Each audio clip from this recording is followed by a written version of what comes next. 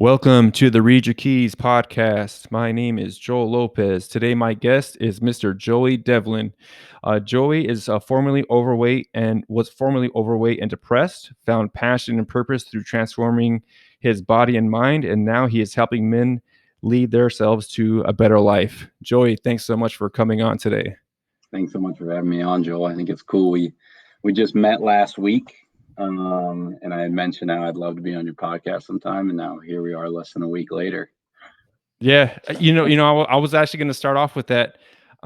So I think I'm a little bit older than you, but like I met Joey through Twitter, and then we're both here in the Phoenix, Arizona area, and we've kind of had some back and forths through social media. But last week we had a buddy come in from Vegas, Tyler Tote. Shout out to Tyler if you end up listening to this.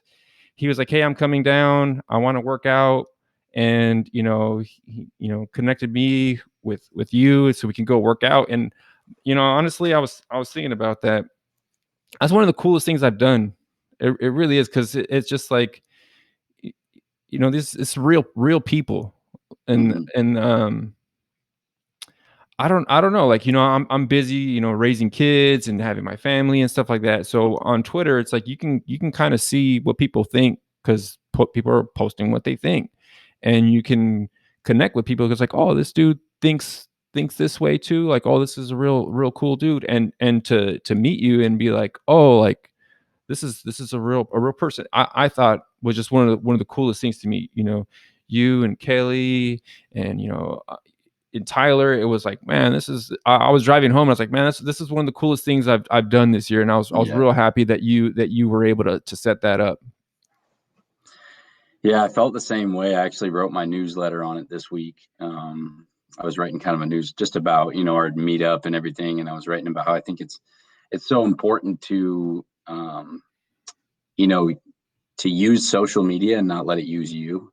Hmm. And you see people often talk about, like curating a positive experience for yourself. But it's true, and it's like, it's so funny because what I said at one point in the newsletter was, so many people, if you tell them you're meeting up with people you met on the internet, like probably Hmm. my parents, they'd be like, oh my gosh, like be Hmm. careful, Yeah. but like it was one of the most like authentic, genuine, experiences where we just met up at a gym and we chatted and had shared some laughs and had a great time. Yeah, I would have thought, it'd be like, so for sure I would have been like, say 10, 15 years ago, it's like, oh, you're meeting your friends from the internet? What a nerd. Get out of here. Like, nerd. Yeah. And I would have like totally been like, yeah, nerd. Like, because I think about, like, if you would have talked to me like 20 years ago and be like, all right, Joel, you drink coffee, you don't listen to rap music, and you're, meeting up with people that you meet online. Like, dude, you ended up being a nerd, man. I'm like, yeah, I guess it's kind of true, but it was. Yeah. I didn't imagine social media being what it was, because I had my Facebook, and it's like, people that and like you're trying to be connected with, and you know, you try to maybe like build up new people, but it's really strange to build like the new people that come in. Like, I've added people, and it's just like, I don't know if it, but with Twitter, it really is like, oh, like, I can really converse with this person. And that's kind of my approach. To me, the Twitter was kind of like, I'm going to, let's just say, like, a party, and I'm just kind of like going around and seeing what everybody's talking about. And Yeah. I think you and I take the same approach. We kind of spoke about this when we were working out. It's like, yeah, I treat people for the most part like I am in real life. I'm not gonna say something crazy to you.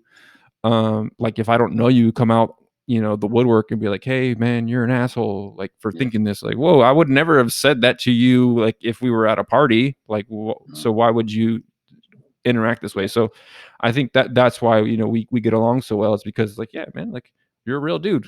So am Yeah. I. Like, And let's I think let's let's go ahead. no, go ahead. And I think it's cool that the community aspect of Twitter, like I've been off Instagram for over like about a year and a half now, and I haven't really been on much other social media, but like I did have an Instagram for many years, and like I'd get on Facebook here and there, and there's just not a community aspect to it where it's like, Hmm. we all know each other. And whether we've met in person or not, like I've met a Mhm. handful of other people in person Mhm. from Twitter, which have been really cool. But like you kind of know these people, what they're about, like a lot of people, you'll see some of their day to day or, Mhm. and it is like a community aspect. Like you're all in like a room together almost, or like on an island Yeah. together. Yeah. Yeah. I was thinking about it because, like,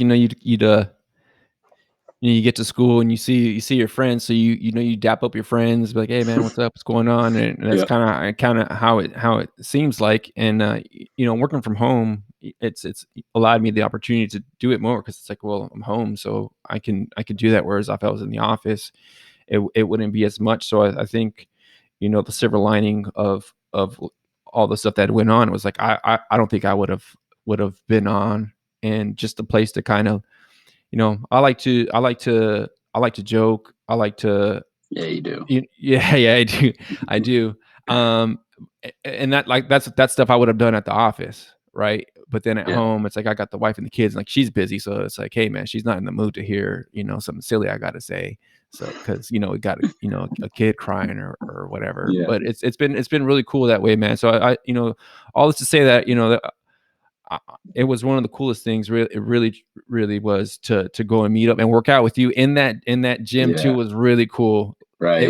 The vibe there. It was because we Yeah. went to this open gym that Joey had found. It's kind of like we'll say like a speakeasy gym, I guess, Yeah. kind of deal. So we're not going to put out that, but it was just like, yeah, shh, don't tell nobody.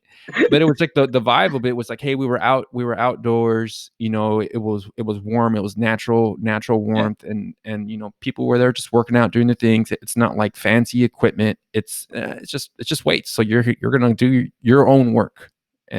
and And it's and the dopest. He's got a little cash jar at the front and you just like yeah. drop $1 in every time you go or something like that. And his gates just open. You just come and go. Yeah, yeah, I thought that was really cool, man. So, Yeah. let's go ahead and get into your story a little bit, Joey, because I had followed you and I'd seen what you'd posted, and so yeah, just go ahead and you want to go ahead and share some of your story. Yeah, for sure. And it's interesting because I was on a podcast recently and talked about this. And I think like the more work I do on myself and the more development I go through, like the more I even discover about my story, about like my past, like reasons I may have been doing something, it's like the more you understand of, like past insecurities or why you Mhm, may have, behaved this way or that. And so I feel like I'm still, in a sense, like mhm, evolving my understanding of my past. mhm, But basically, I was overweight for a very long time, like for as long as I can remember, from elementary school until the age of 25, basically on and off, I was overweight. Um, and then I was also at the same time I was known as a very social kid. I was like the life of the party, like I could talk to anybody, kind of party animal type, super lively kid. And when that was great, but I think, after a certain point, I went to college and then I moved out to Arizona after college. And I think that kind of like social life of the party thing, I think I began to identify with it. And that led me down a very rough path where I would say that my life began to spiral out of control. Um, and I think there was a lot of I know there was a lot of pain and internal things internally, some demons that I was not dealing with. And the way in which I chose to deal with them was through this partying identity that I had began to identify with, and that brought me through a lot of weekends of, you know, blacking out drunk, drugs, not taking care of myself, my mental health at all. I was really just like destroying my body, my mind, and it was an endless cycle, man. Like I would do this every weekend, um, and probably through Sunday, and then wake up, maybe go through the week, go through the motions of the week every week, maybe feel normal again by Thursday, just in time to do it all over again. And I was destroying my health, I was destroying my bank account, I was destroying who I was. I was destroying my relationships with other people. I had hurt myself. I had hurt other people. Like I ended up in the hospital one time. I had like a tragic accident where I ended up in the hospital, and like my parents were very worried about me. My mom sat me down and told me she was concerned about it, and it still didn't stop me. And then, basically all of these events were just spiraling and spiraling and spiraling, and led me to basically crash and burn. Like I hit a rock bottom point at the end of 2019.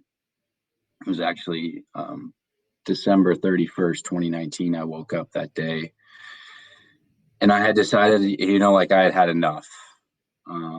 I was so tired of the person I had become. I knew that there was someone deep within myself that I was not connecting with, and I was living, also almost as another human being, so disconnected from who I truly was, from like who I knew I was when I was a kid, and like, who I authentically knew I was. And I made a commitment that day to, you know, change my life. Um, that things were going the way they were going was no longer going to happen. It was time to, make change in my life. And that day was the last day I had a sip of alcohol. I really didn't know, what my future was going to be with um, alcohol at that point. I said, okay, maybe I'll just stop for a little bit. Maybe it'll be a month, maybe it'll be a couple months. And, I'm coming up on a year and a half that I haven't drank at all. But basically at that point, that was the first thing that needed to happen. Um, I needed to remove drugs and alcohol from my life. Mhm. And so I made a commitment that day. And with that, obviously a big part of changing your habits in your life, yes, like you need to get rid of bad habits, but you're also going to need to find some things to replace those habits with, right? And that was when I had hired a therapist, and I started seeing a therapist weekly, started doing some deep, more like emotional trauma work, dealing with some things from my past that I hadn't dealt with. And that's also when I got introduced to meditation, and I started developing a meditation practice. I started journaling more often. Um, I really started to focus a lot on my growth and my development, and spending a lot of time with myself. I think my biggest concern, and for anyone else out there who, might be thinking about um, kicking the alcohol habit, for sure, my biggest concern when it happened was, what am I going to replace? How am I going to Mhm. replace that time? Because like I said, I was the social kid. I was the life of the party. Like I was always going out every weekend. Like, I could bring the party. I was that guy. And it was like, what the hell am I going to do now? Like I would go into the weekends with no plans, but I knew I was just going to go out and drink all weekend. It didn't matter. I knew what I was doing regardless. And so for me, it was a big concern of, how was I going to replace that time that I had spent partying? So these habits that I had developed, and, really spending a lot more time with myself, it was a few months after I began to do this work that, I had began to develop a lot of self-awareness, began to, discover more of who I was, my thoughts, my feelings, my emotions, and taking a very introspective journey with myself. And I think after a few months, there were these days, or there's these times where, it really, I began to see the world in a new light. Mhm. Like things felt lighter, things looked brighter. Like it was like my world had changed, and my perspective of how I saw the world changed, my perspective of how I saw myself, other people. I was learning, I was evolving. And I know I just like threw a lot out, but basically, that from that point on, I've just, it's been like a never ending commitment that I've had with myself. Um, and I've just been on this journey, of always finding out more of who I am, developing out more of myself, and trying to just create a stronger version of myself, and, just a very positive experience for myself on this earth. No, yeah, it is a lot, but I mean, it's a really drastic change because when we went to the gym, Joey takes off his shirt and he's shredded. And you've shared the pictures on social media of what you look like before, and it's like it's a big change. And usually, like, if you're gonna see somebody make a change like you did, Joey, you would think it involved, some type of a surgery, because it's like, wow, you don't even look like the same person, like, at all. And you did it basically, you know, by doing the work, which, kudos to you, because that's the way that you're able to, because it's like, yeah, I paid the price for that, so I'm not going to, go back to what I was before, because, I paid the price to have the results that I have now.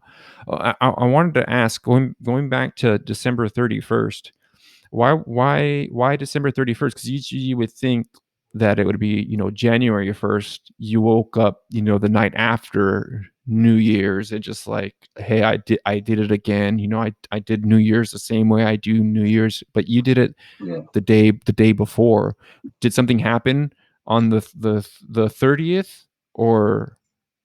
Yeah. So a night of drinking on the 30th, and there were a few things, or mainly like one event that had happened, and that kind of led me to that point where that's like, like the next day I was like, okay, you know, this is this is where I draw the line for Mhm, myself. And it's interesting because that's when, like, you'll see me talk about, like, I'm grateful for rock bottom. mhm, Like, I'm grateful for all the mistakes and the dumb shit I did, because if it wasn't for that, I wouldn't be where I am right now. We wouldn't be having this conversation right mhm, now. Like, I wouldn't mhm, be sharing my journey on the internet. And so that's why, in that sense, I don't regret my past or anything I've done. I would like to think, I'm very grateful for all of it. mhm. I wanted to ask too. So, you go from, did you go to college in the state that you were from? Indiana University, yep. Okay, okay, and then all your brothers and family were were there, right? So when I grew up, yeah, like I Yeah. had three Okay. older brothers, and my parents, we grew up together. My brothers kind of live spaced out now. Okay. Oh, yeah, that's what I wanted to kinda get to that too. So as far as, like, your relationship with your brother, were they living a similar lifestyle, overweight, life of the party too, or you were kind of like, because I have 4 kids, so they're all very different. Just kind of, trying to understand Yeah. that dynamic of, because you're all brothers too, right? And, Hmm. brothers are, can be, they're, they'll bust your balls like Yeah. nobody else, for sure. Yeah. Um, so did they live a similar lifestyle, even like growing up? Because you said it was, from childhood for Yeah. the most I part. had I had one brother who, I think we both struggled with our weight issues, Hmm. for sure. But as far as like the social, like, life of the party, that I was kind of touted as that from a very young age. Hmm. Like, I think my parents and other people were like, like, I just had like the gift of gab, so to Yeah. speak. Yeah. Like, Yeah. I just had that from a very young age, and so I think that began to be like a rooted thing Hmm. from very young. Like, everybody was always like, "Oh, Joey's going to be so successful because he's got this ability to talk to people and, Right. like, just like light up a room when he walks in, kind Right. of thing." Right, like, "Hey, look at Joey sing this song, we have company, look at, Yeah, call Joey yeah, over," I can see that, 'cause I have a kid that's like that, so it's something to be aware of on my end. That's why I like doing this, 'cause it's like, "Oh, okay," you people who've kind of gone through it, everybody's different. It's like, well, what kind of nuggets can I pull out to be like, "All right, like, this is something I need to look out for," because I have a kid that's like that. It's like, "Oh, you know, bring her over. She'll do a dance or whatever and yeah, entertain us." But you don't want them to feel like that's where their identity is rooted. And I think that's where our faith comes in. But also, it's like, it's still like, hey, you are not anybody's entertainment. We know we enjoy your company. So yeah. let's let you be you. And I think the from your perspective, like what I can tell you is, like for me, I got lost in good times. Like I think Mhm, I told you, I think we talked about this at the gym maybe, where I said like, mhm, because I was that person, like I would just the best thing I could say is, for children like that to make sure, they're checking in with themselves and they're working kind of like not always being identified with that kind of thing, mhm, because I think partying in good times became like, obviously they go hand in hand with the social mhm. thing, became like a cope. Right. Like it led me to not do these things that I'm doing now. Like it led me to, like not address things that I needed to address, or, spend time with myself or be more intentional, because I was just, getting lost in that scene. Yeah. Well, I mean, when you're having good times, it's good to have the good times, but if that's all that's happening, then you're not doing anything productive. So it's like, Yep. okay. And then so once did your brothers give you a hard time about your weight at all? Because like for me, for instance, I was actually overweight for a little bit when I was like in junior high, and then I started playing sports. But my brother would make fun of me all the time, Oh yeah. and so like that was part of the reason why, like, it was like, yeah, like my big brother's telling me that I'm fat. So like, yeah, I don't want to do this anymore. Did you get a lot of that too, or? Yeah, I got a lot of, so I'm the youngest of four boys. Mhm. Um and so I hung out with, like, I would tag along a lot with my brother and his friends, like especially my brother is closest to me in age. I would hang out with him and his friends a lot, and like I definitely got it from them, like the whole group. I'd get it a good deal, and then I was just kind of bullied in general, Mhm. a good deal growing up, just for being overweight, Mhm. from whether it was from my brother and his friends, or whether it was from like people at school and stuff like Yeah. that. No, it makes sense though, right? Like you have to have something to be able to be around and take the we'll just say the negative pressure away. So being the life of the party is a great way to relieve that and redirect it into something that's positive, constructive, and it's like, oh, now instead of you being, we'll just say on a lower level, and now you've kind of elevated yourself, because it's like, oh, look at how much fun Joey is. Now we're not making fun of him. Now he's And I like doing this cool fun thing at the party, and he's made the party even better. Yep.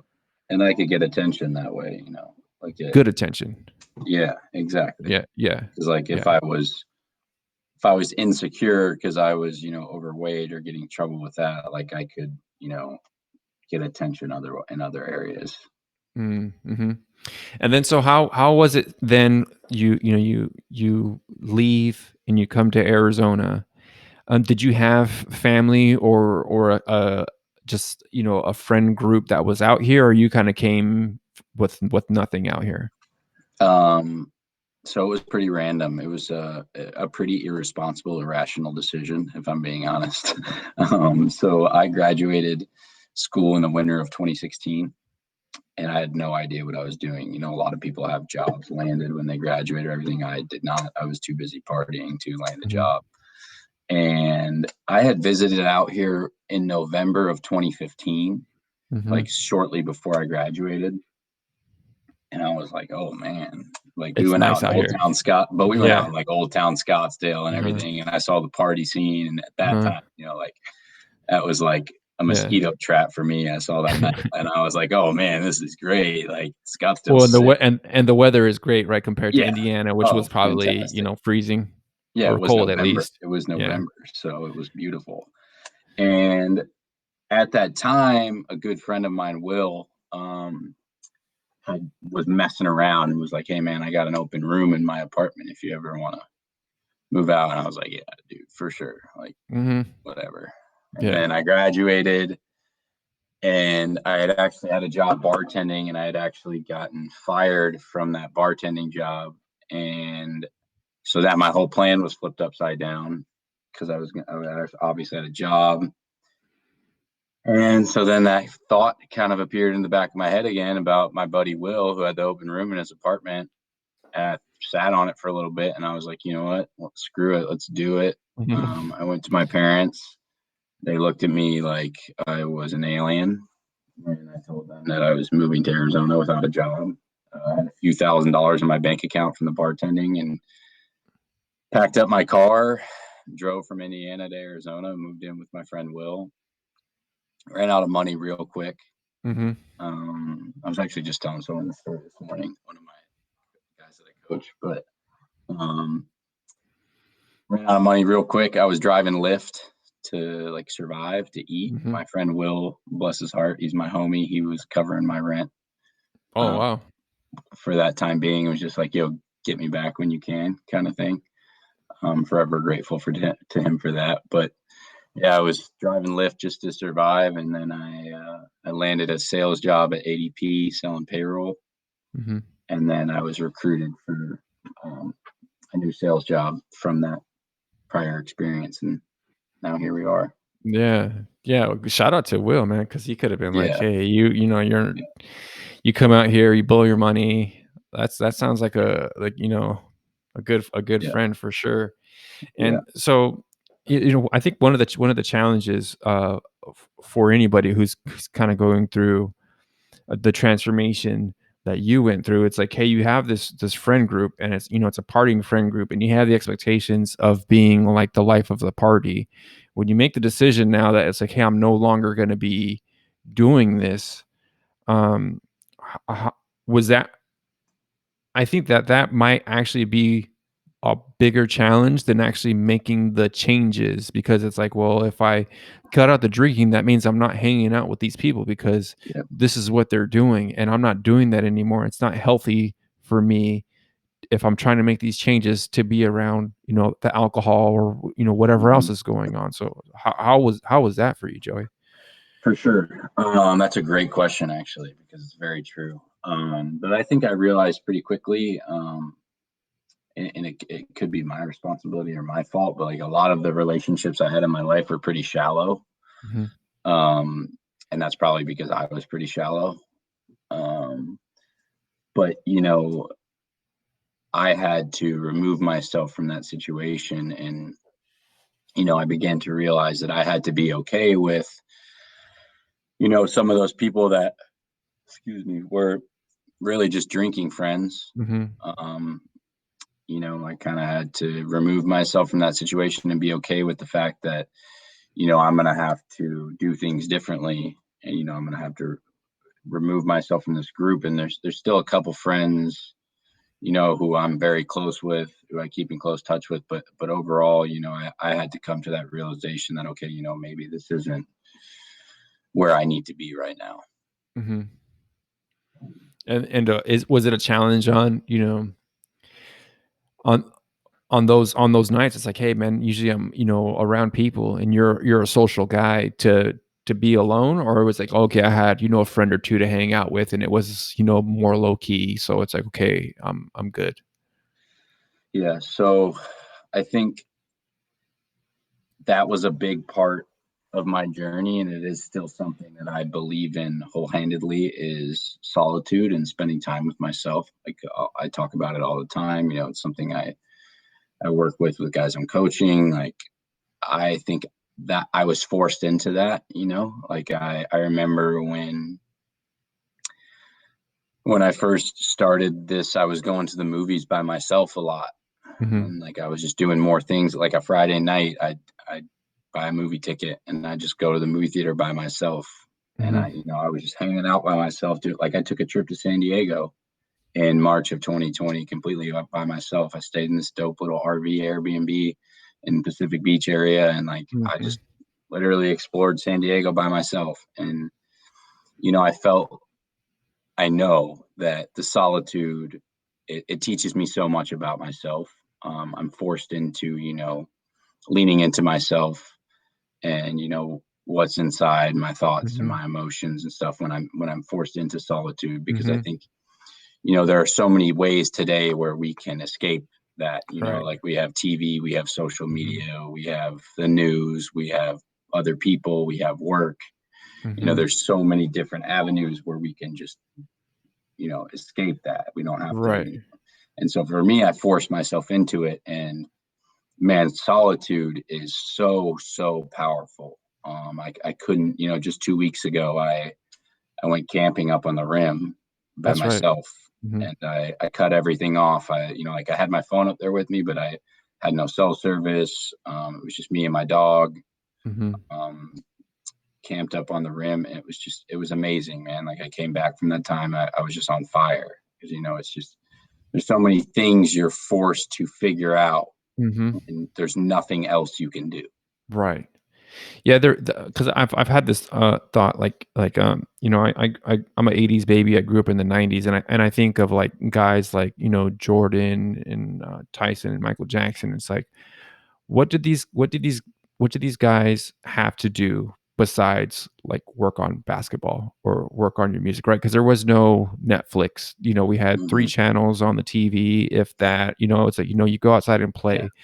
And it's not quite the same because, you're being busy, but this ability to be kind of present and bored, or not entertained or stimulated by something outside yeah, of you, to be able to kind of like check in and be like, okay, what do I really think about this? What do I yeah. think about,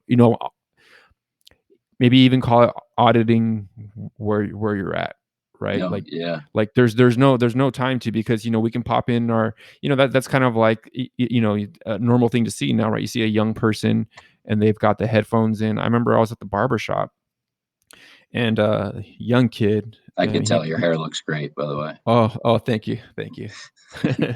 But there was a kid getting his hair cut, and he was on his phone, like, up in his face, like, on his phone while he's getting his hair cut. And I'm like, "Dude, like, first of all, I think that's rude." Yeah, But it's like, "Hey, here's your chance to kinda talk to the barber or whatever," because I like to talk, and barbershop talks the best. yeah, yeah, you get to talk to Barbara, but, like, he's so much in his own world that now it's just like you don't even see the people around you. What can you really, like, know about yourself if you're always if someone else is always influencing you, right? Like, you Yeah, talked about the news, the AirPod's always in, like, Twitter's the same way, there's always something going on, the TV, like, we have an overwhelming options to choose from to be entertained. Like, you could really literally never be bored. But I mean, what is that doing to you, though? yeah. Like, I think it's just making people robots to a certain mhm, extent, and it's like, dude, it's terrible. Like, Kelly and I go out on a date. We try and have a date night once a week, and mhm, we were out to sushi last Friday, and there was a family of four, two children, two mhm, parents. They're all on a screen at dinner the mhm, whole entire time they're sitting in mhm, the restaurant. I'm like, mhm. what's the point? Yeah, yeah. There's no quality time being had there. No, no, no, there's no connection. Zero. Yeah, yeah, and, I mean, I see that, we don't eat out often, because I like cooking at home for the most Yeah. part, but, like, sushi, like, sushi's pretty good, so we'll go and get that. But it's like this, it's the same thing. It's just, what are we doing here? Husband and wives aren't connecting, and then, parents and their children aren't connecting, and then you wonder why people are so anxious, why are people are so depressed. And I saw too that, when you work out now, you're going no headphones too. Was that kind of your thinking too? It's like, hey, let me work out and be in my own head, or Hmm. not have outside stimuli for music or podcast or whatever. Yeah, man. It was actually, I was just having a thought about this morning, and I think, like, it might seem a little ridiculous, but I think music can also be a cope too. Like it Mhm. can be. Mhm.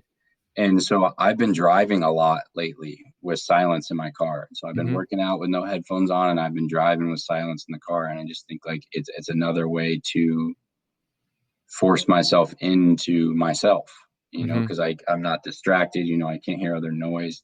It's even, for example, like back to the dinner when Kelly. So we went to the dinner and we left our phones. And I remember I went to the bathroom and I came back and I said, I feel, because we don't use our phones at dinner or anything like that. Like, Mhm. we just enjoy our time. But even with us not having them, I came back from the bathroom and I was like, I feel even more connected to you. Like Mhm. just knowing that we don't have the option of using our phone. Cause Yeah. you know, like if I went to the bathroom, she might like take her phone out real quick and look at it while I'm in the Right, bathroom or something. right, Like right. just not having the option made us, and she was like, I was just thinking the same exact thing. That's You know, funny. Yeah. just having not having the option made us feel more connected to each other. And it's like that's I don't bring it into my bedroom. I've Mhm. so my living space is upstairs, or like the bedrooms are upstairs in my place, and so I leave my phone in the kitchen downstairs. I don't even bring electronics up in my bedroom at all either, and that's been fantastic as well. That's a good habit to have. But, we're, we only have 1 TV in our house, so that's why we have more kids. There you go. Yeah. Hey, the bedroom's meant for two things, right? Yeah, yeah, but I think that's interesting though, 'cause your generation grew up with cell phones, right? Like, that was, Mhm. like, in what grade were you in when cell like, people had we'll say smartphones, 'cause cell phones for sure, but smartphones, I think, was, like, a real game Yeah. changer. So the iPhone came out. I think the first Oh iPhone came 08. out when I was in eighth grade. Yeah, Okay, I was just going into high school. okay, and then Yeah. was that pretty much took over schools, right? Yeah, I imagine it'd be way different nowadays because I think we still were pretty strict. Like teachers were still Oh, pretty that's strict on true, like that's I true. had to very much hide my cell phone. Like, we'd be like Uh-huh, sitting in yeah. sweatshirts or stuff or like on our hip, kind of hiding everything, and we couldn't have headphones in school and stuff like that because I think it was still kind of new. But You I know what? imagine today it's crazy. You know what? I actually did some substitute teaching, and I coached football in a high Yeah. school, man, and I remember the teachers, 'cause they were the coaches or teachers on campus, and I remember them saying like, "Oh, they're allowed to have their headphones in during class." And I'm like, "What the?" What Like, are they "Hold just on, is there" listening to yeah, music? Like, yeah, what I are they don't watching a yeah, whole ass TV yeah, show? yeah, it was crazy. So, like, they were and this was a good, what year? A good 5 or 6 years ago. And then so I actually did some substitute teaching too, and I was in class, and this dude had these big old headphones on, and they were loud, and I was like, I don't have a problem with, because like I'm just like, all right, man, like I know, like I have no power to tell a kid Yeah. what to do in the classroom here, but his headphones were loud, like we could hear it through the whole classroom, and Yeah. I was like, hey man, you need to turn it down, and he got mad at me like I was doing something wrong, like I didn't even tell him to take them off, I just told him to turn it How down. I was dare like, you, this man? yeah, it's like, "How dare you?" Because it was, it was not appropriate music, like, but we could all hear it, and it was just like, "All right, man, Yeah. this is too far." But it's just like, "Oh man, this is what we're growing up with." But there's no connection going back to your point, like that you really do miss it, and that's funny that you said that because like when I dated my wife, that wasn't around, so I think maybe that's why it was you were able to connect on a different level because there wasn't so many distractions. Like my wife, I had to write her love letters. Like I couldn't even talk to her on the phone all the time because it was long distance. So I had to write her love letters. And so Mhm. you have to pour more in. You have to sacrifice more. So I think it means more. So when the challenges come, it's like, hey, I paid a price for this. And I think it goes back to same thing with you, like, not getting a surgery. It's like I paid a price for my body to feel and look and be as strong as it is now. Like I'm not gonna give that up Yeah. willy nilly. Like I might slip up here and there, but I'm not going back to what it was because I Yeah. paid a steep price for this. This Yeah. was painful. Yeah. I love that. I love the letters. I'm super big on those too, especially someone from my generation. I don't think it's Yeah. very as No, common. yeah. I I'm do sure, love and I'm sure Kelly that hits her something different because it really is like, oh, Joey took the time to get a piece of paper out and get a pen out, and something about like your writing, like when I see my wife's writing, like there's a reaction to that. That's like, oh yeah, that's Yeah. my wife. I recognize that, right? And I'm sure for Kelly and for you, if you guys are sitting in the bathroom, it goes the same way. So kudos to you because like you got some great habits that you guys have right now. I would Yeah. suggest keeping that up because that's one of those things where it's just like it builds on it, and that's just between the two of you. There's Yeah, nobody else that needs to kind of know what goes on in there. That's between the two of you, and in the future, like for my wife and I, it's like, hey, we have those letters that our kids will be able to see. And, yeah, maybe some of it's not nice, but yeah, it was who we were at the time and the things that we were going through. yeah, Because I've noticed, like, my kids will see like pictures of us and like they'll see like, oh, this is you guys from before, and like the kids are really fascinated about like their parents before, like they were yeah, around, and so you're building a great foundation there. yeah. And I think what you said is super cool. Like there was a day Kelly took a picture of all. I didn't realize how many I had written her, and like she had taken them all out of a box or something, and she Mm-hmm. she put them all, laid them all out, and took a picture of them. And I was like, damn, that's really cool. Mm-hmm. I've written several of these to her, and and now she has them there and forever. So Yeah. They as long as you keep them, as long as, like, whatever moves you go through, like, but yeah, that's one of the first things that we move as, like, for us, it's if there's a fire in the house, like, hey, make sure you get those boxes, because yeah, that's where all of our stuff. I mean, this is over 20 years ago, yeah. so it's And, that's all. Go ahead. and I was gonna say, and what are you gonna do today? Like go back and scroll through text messages and like, Right, right. It like doesn't hit the same way. It really no, doesn't. uh-uh. Send an email. It's like, Yeah, I guess yeah, maybe, if it's a really sweet one, you could print it out. I mean, yeah, there is that, but it doesn't quite like the handwriting, the yeah. imprint of it on the paper. It is I'm something. super old school too, man. I write in cursive. I don't even know. Good for you, I man. don't even think that exists anymore. They don't even teach that in school anymore. I Like, don't know if I don't know yeah, if they teach it in the public schools. Our kids were in a charter school, and they were learning cursive there. nice. So, Yeah, but it's good. because people think of like, well, you could type everything out. There's no need for it. But it's like, I don't, man. I think you lose something when Yeah, you start getting rid of things, and these things that we connect with. yeah. Um, kind of switching some gears here, Joey. When you make the decision that, like, hey, I'm not going to be this way anymore. Did it start with you with fitness? Is that where it started, or was it like reading books on, like, mindset books, or where was that for you? So it's actually interesting. In March of 2019, February of 2019.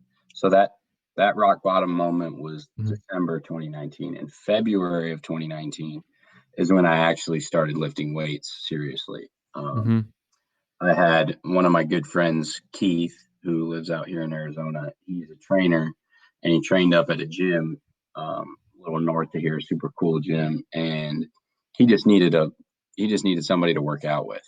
mhm, And so it kind of I started going a few days a week, whatever, and then it just snowballed where I was going every week, like 4 or 5 times a week, meeting him up at the gym.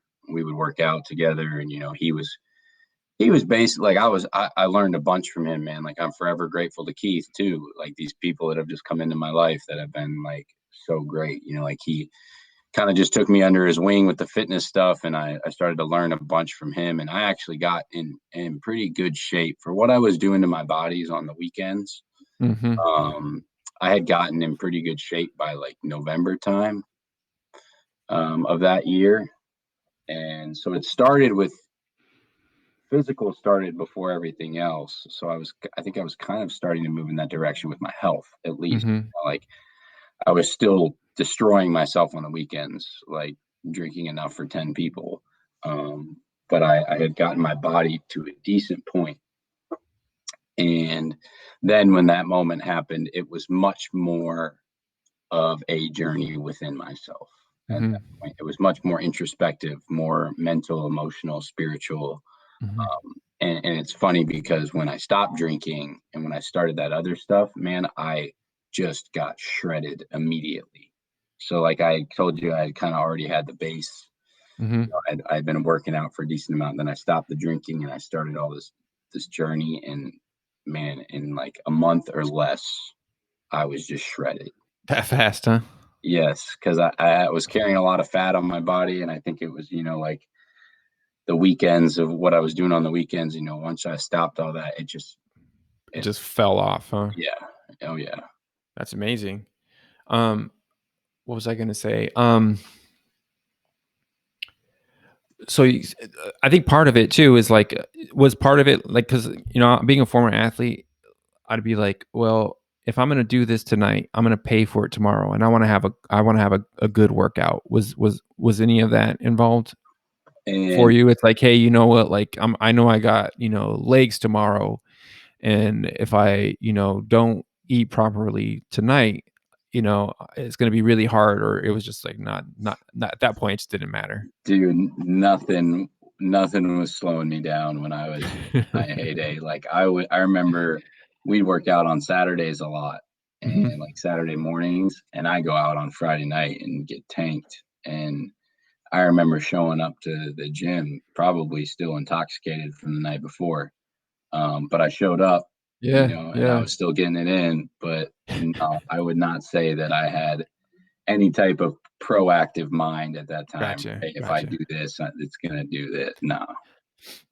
So you have it sounds like two buddies that were pretty instrumental in getting you through. Your buddies letting you crash on the house, at his house, and Mhm. not pay rent for a little bit, and then you have another buddy that's like, okay, I need somebody to work out with. And kudos to you for showing up too, right? Because it sounds Mhm. like he knows a lot, so it could be kind of intimidating to Mhm. work out with somebody who's at a farther along than you Mhm. are. But was there additional people who started showing up for you uh once you started kind of getting serious about it? Yeah, I think for sure. It's interesting to find, like when you start to open up about things, you'll find people that, you can relate to much closer that you didn't think you could before. But Hmm. my, uh, most specifically, my brother Casey, who's closest to me in age, me and him have always been real close. And he has been doing a lot of this work for a long time, for many years. And I think it was a very interesting, like, situation where he knew that I was in a bad place.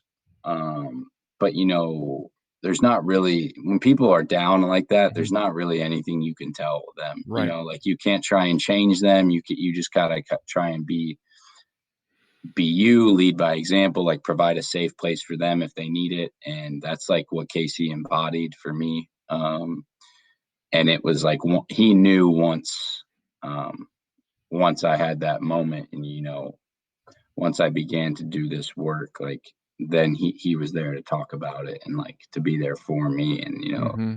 I mean, he was always there for me, but it was like him and I just aligned on a whole different level than we did before. And he all this stuff that I was coming to realizations on and like learning about myself, he had already been doing this. So it's like, Hmm. yeah, he's like, I did try and hint at you, remember, like back then about this and that, and you just didn't want to have the conversation, so Right. I didn't bother talking to you about Yeah, he knew it'd fall on deaf ears. it. Yeah, Because there is it's a funny thing. I don't, and I'm butchering the phrase, but it's something about like, it's like I know what you're gonna say. It. Yep, when the student's ready, the teacher appears, yep, right? that's it. It's an old Eh, Buddhist saying, yeah. I believe. Yep, and that's very true. I use that saying all the time actually because it is tough, man. A lot of people are ultimately going to have to learn the hard way. Mhm. I mean, I learned the hard way, and it's the same way with most people. But yeah, when the student is ready, the teacher will appear. You said it Yeah. right. Yeah.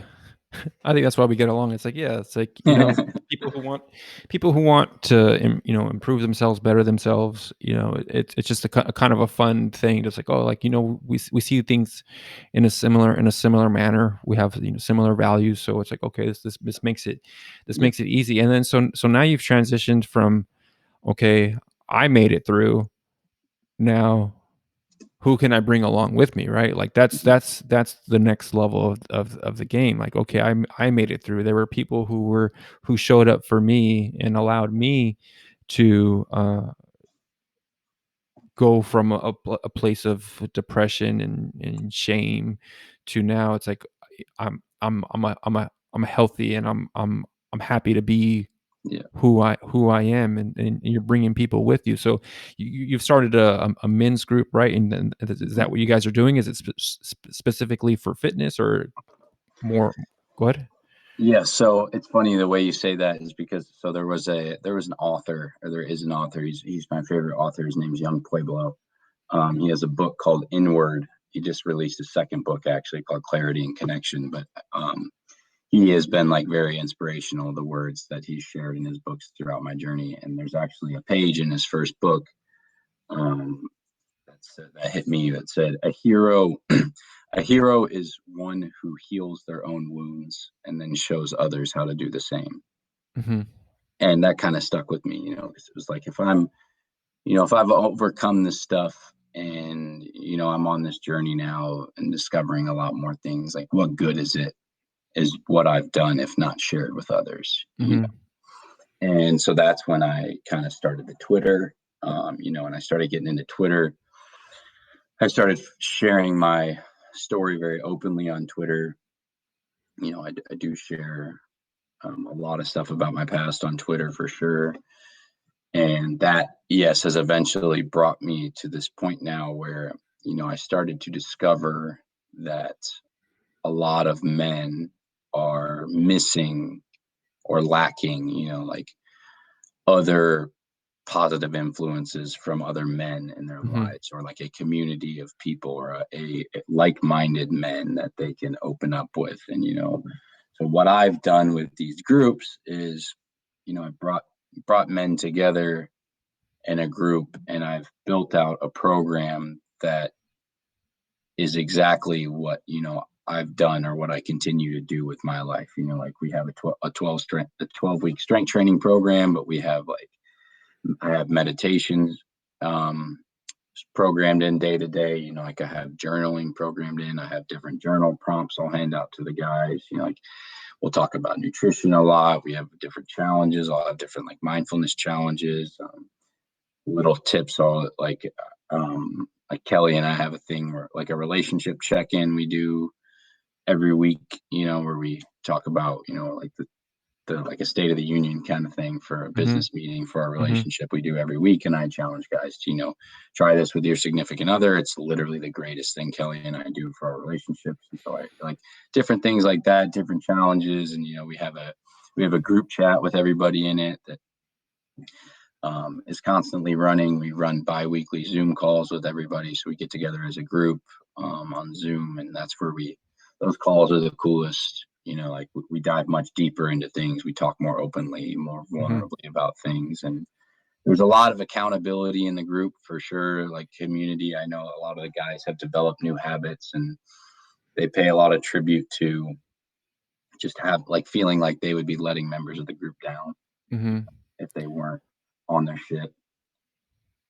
Well, that's a big part of it, right? That's why sports is so impactful, right? Because it's just like, hey, there's a part of it that if I don't do my job, then I'm going to let somebody else down, and it sounds like that's kind of what you're building within your groups. It's like, hey, we said we were going to do this thing, or I said I was going to do task XYZ, and I'm going to do it because if I don't, then I gave my word out, Yeah. and I want my word to mean something. And I guess there's something to that too, right? Where we live in a time now when your word doesn't really mean anything anymore. Mm-hmm. And I think I think we recognize it on a certain level because it's like, hey, things don't seem like they're going well. Yeah.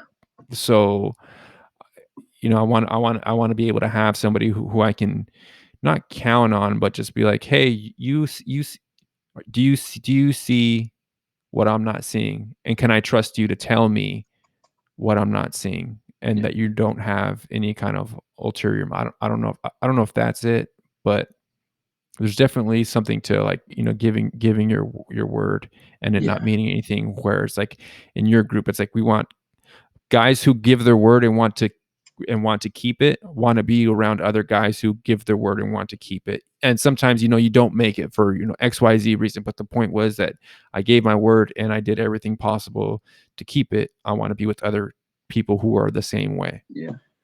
Yeah. And I think It's a very interesting situation with the like when I was putting the first group together, I started to realize that a lot of the guys I was talking to were like, "Oh man, if I told my buddies I was doing something like this, like they'd all give me a hard time or make fun of me or something like that." Mhm, And I just think it's very interesting because all men want this stuff, mhm, like they want this community or they want brotherhood or they want, a safe place or to be able to open up to other people. And so it's funny when they say that their friends would be making fun of them because I bet those friends that are making fun of them also want the same thing. But they're mhm, just insecure and they think it's weak, to like talk about people about these things. And mhm, so they just mask it by being like, oh, making fun of their buddy because they're insecure. mhm. Well,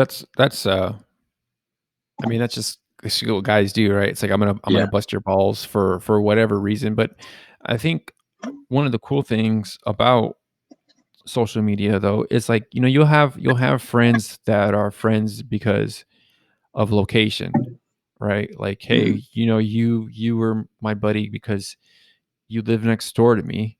So we've been buddies for Hmm. however long. It doesn't mean that we really shared the same values. It was just like, hey, we've been buddies because you were next door, and I'm still here.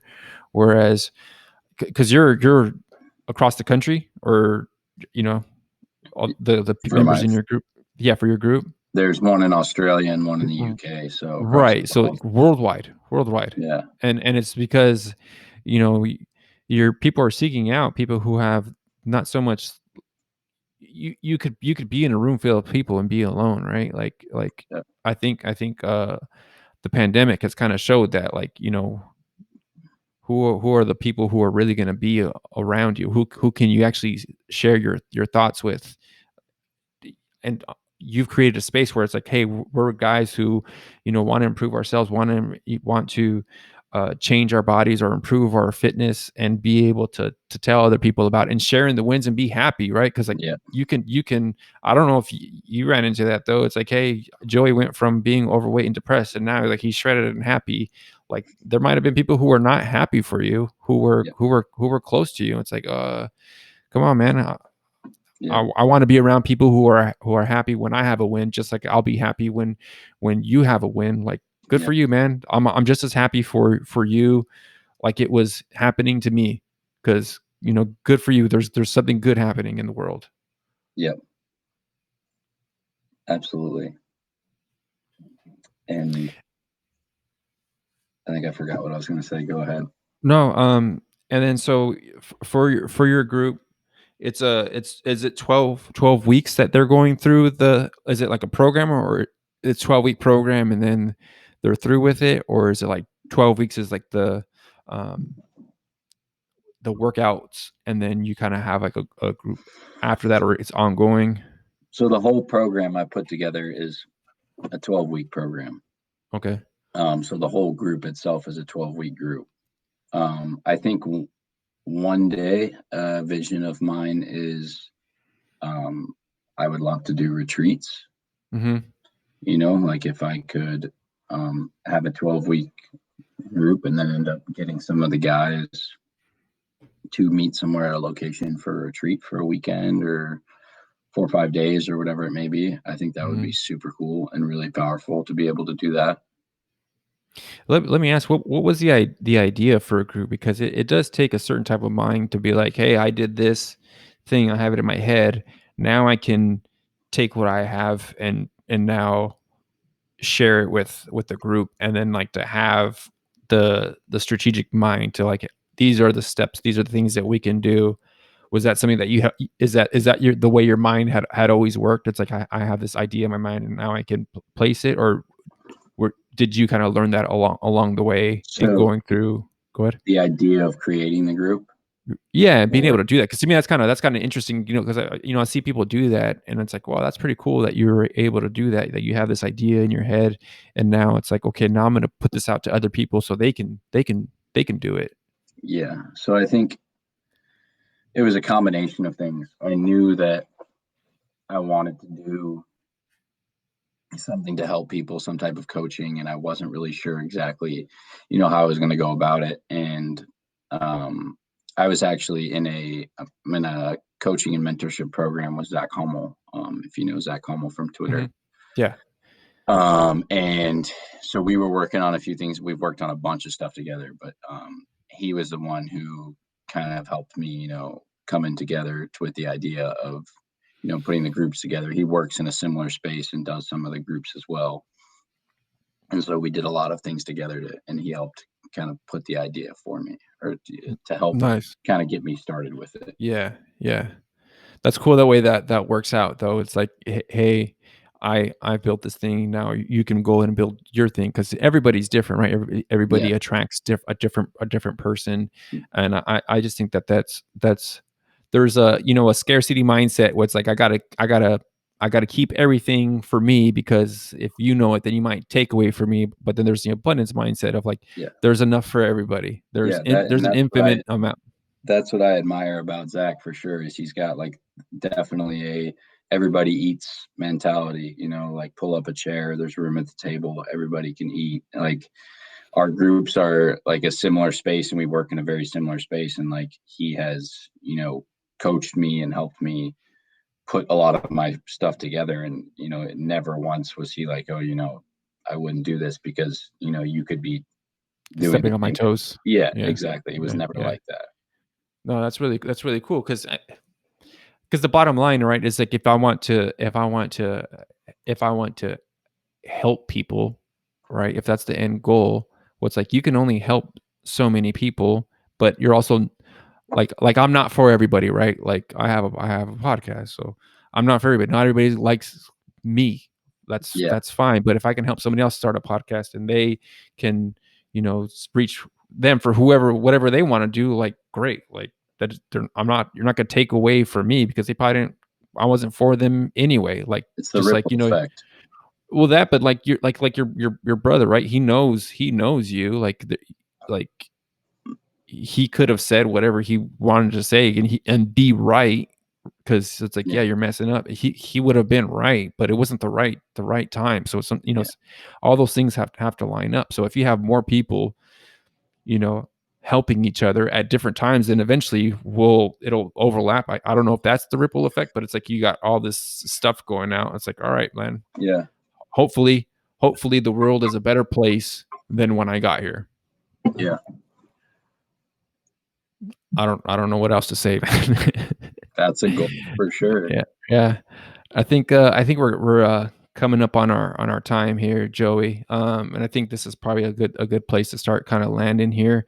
Um, anything else that you wanted to plug? I know you have a ebook, right? So if they go on your profile, they can get that ebook. Is that right? Yep. Yep. I do have an ebook that I wrote at the end of last year. That's in my profile as well. Yep. And I do have another men's group. So I'm halfway through my first men's group. I have another men's group starting June 14th. And Okay. I've got some spots available in my upcoming men's group. Okay. And the ebook, is there a charge for the ebook? Yeah, it's $10. Okay, so there you got the ebook, $10. Go Yeah. ahead and support the homie. Anything else? Last kind of like statement before we wrap this bad boy up, Joey. No, man, not really. I was just having a thought. I remembered what I was going to say earlier when I had forgot, but I'm just, Go ahead. I Let's think say a it. couple of us are working to kind of change the stigma around masculinity and what it means to be a man. And um, I think a lot of this stuff of like leaning into your emotions and being more comfortable with being vulnerable and opening up is very much so part of what it means to be a man. And I think if we can get more people comfortable in realizing that, and you can get more people in touch with their emotions, like you make much stronger men for sure. Mm-hmm. Yeah, I mean that's kind of a great point to bring up here at the end, but uh, I think there's a lot to that, right? Because like I I love my wife and I love her emotionally. Like why would I not? I love my kids emotionally. So I think there's this, I guess, stigma of like, hey, you got to be logical all the time. It's like, no, that's part of who you are. But Yeah. I want to give myself fully to the people that I love. Yeah. and my emotions are part of that. And Yeah. I think now we're going to talk about that on the next podcast, Joey. All right. For sure. All right. All right, folks. So this has been the Read Your Keys podcast. My guest today is Mr. Joey Devlin. He was formerly overweight and depressed. He found passion and purpose through transforming his body and mind, and now he's helping men lead better lives. You can find him on Twitter at Joey Joey Devlin Devlin, and that's underscore at the end. You got to get that underscore in Yeah. there. It's been a pleasure having you on, Joey. Thanks so much. Have a good one, Yeah. everybody. Thank you so much for having me, Joel. You're welcome.